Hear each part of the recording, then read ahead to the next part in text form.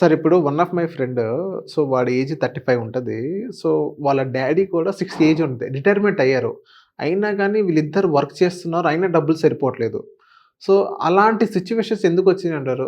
మా తాతలైతే వాళ్ళు హ్యాపీగా రిటైర్మెంట్ అయ్యి కూర్చున్నారు. మన జనరేషన్‌కొచ్చేటప్పటికి ఎందుకు ఇంతలా ఇంకా సఫర్ అవ్వాల్సొస్తుంది?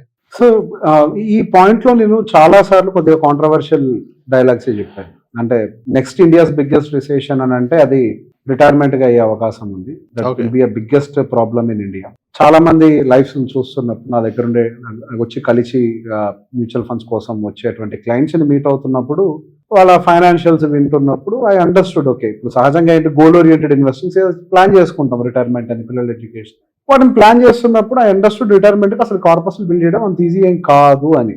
దానికి గల కారణం ఏంటి అని చెప్పేసి కొద్దిగా రివర్స్ చేసుకుంటూ పోతూ ఉంటే the delayed investing, the wrong side investing. Wrong side investing అంటే ఏంటి? రియల్ ఎస్టేట్లో పెట్టడం. I'm not saying real estate is wrong. మన జీవిత అవసరాలని కన్సిడర్ చేయకుండా రాంగ్ సైడ్లో ఇన్వెస్ట్ చేశాం. సూటబిలిటీ ఆఫ్ ద ప్రోడక్ట్ అని ఎప్పుడు చెప్తాం కదా, సూటబుల్ ప్రోడక్ట్ కాకుండా వేరే ప్రోడక్ట్లో ఇన్వెస్ట్ చేశాం.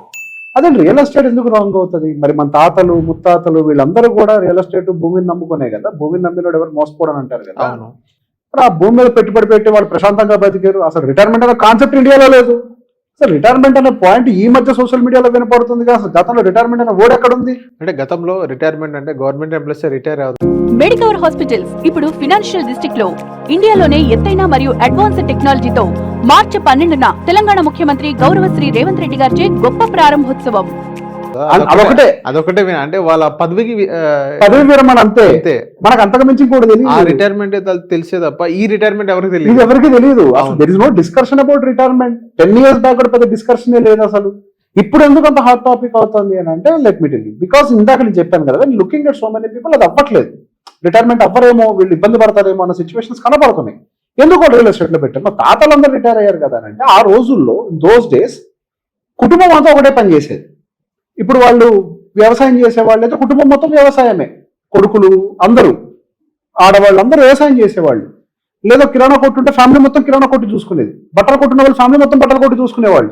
అందరూ ఒకే ఇంట్లో ఉండేవాళ్ళు.